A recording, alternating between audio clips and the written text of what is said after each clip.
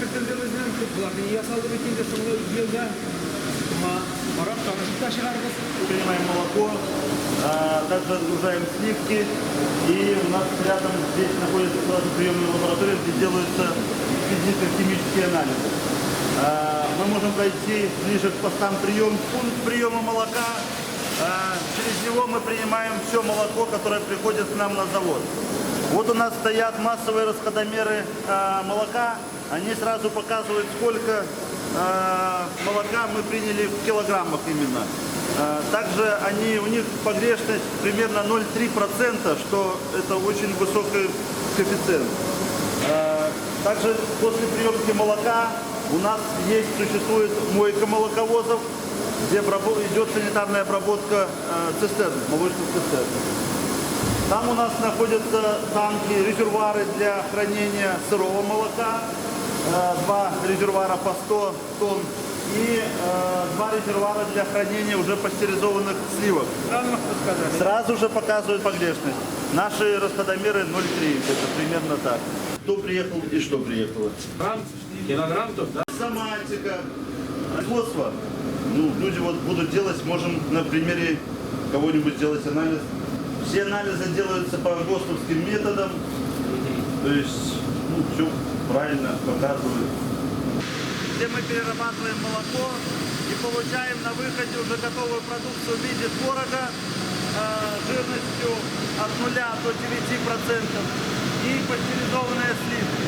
Это аппаратная часть, где происходит пастеризация молока, разделение его на обрат и сливки, после чего идет у нас уже сливки в приемной емкости и смеси хранятся в буферных танках и потом идут на творогоизготовители, новостное оборудование и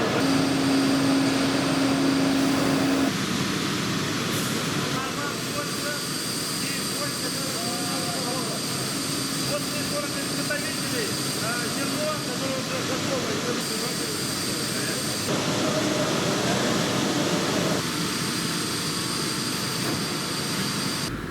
Это нанофильтрация, которая сгущает или концентрирует творожную сыворотку в 4 раза примерно. И еще оборудование не запущено электродиализ, которое, если так грубо сказать, чтобы все поняли, превращает из творожной сыворотку в сладкую, то есть убирает оттуда кислоту, соли, то есть деминерализует ее. Такая сыворотка, которая может в дальнейшем идти для пищевой промышленности, для применяться в хлебобулочные изделия и для лекарств. И идет дальше на нанофильтрацию, где она концентрируется в 3-4 раза и уже выходит более густая, более повышенными сухими веществами. Но вот такой же сыр мы планируем здесь делать.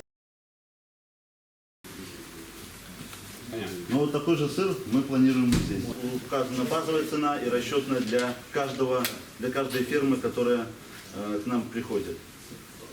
Дальше у нас мы сравнивали базовую цену и расчетную при среднем нашем жире, который мы принимаем за месяц, 3,77 и 3,24 по белку.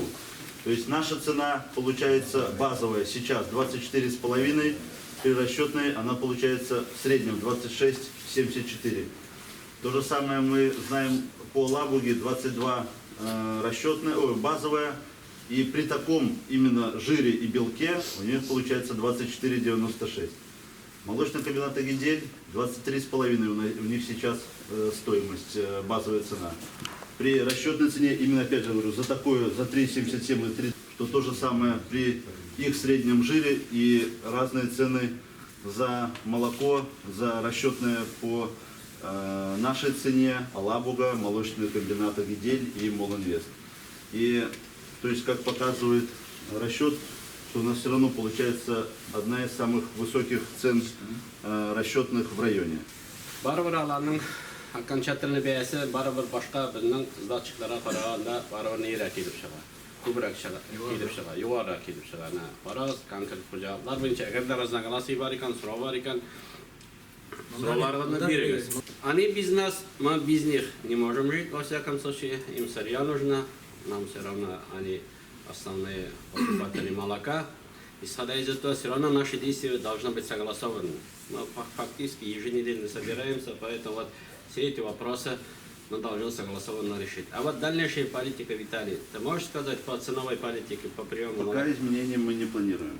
У нас ведь тоже сейчас где-то год будет, наверное, уже скоро, да? Да. Как мы с вами начали работать. Поэтому вот об этом нам надо думать, чтобы стабильные цены, чтобы и кто производит молоко, они тоже должны знать, они тоже должны планировать. По показателям достаточно неплохое, очень хорошее. Плюс, опять же, после пастеризации все это убивается, и молоко очень неплохое. То есть пока то, что вы принимаете, Да. по качеству вполне вас Да. устраивает, да? То есть по четвергам мы платим сумму за предыдущие поставки. Вроде так срывов нету. Некоторые, опять же, звонят, просят по поводу, чтобы чуть больше дать. Пробуем, выходим, если можем, то выделяем средства.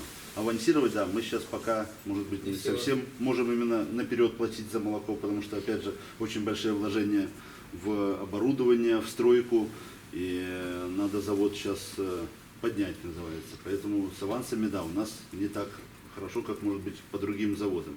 Надо пробовать, чтобы покупали, а как по-другому? Надо основное это молоко.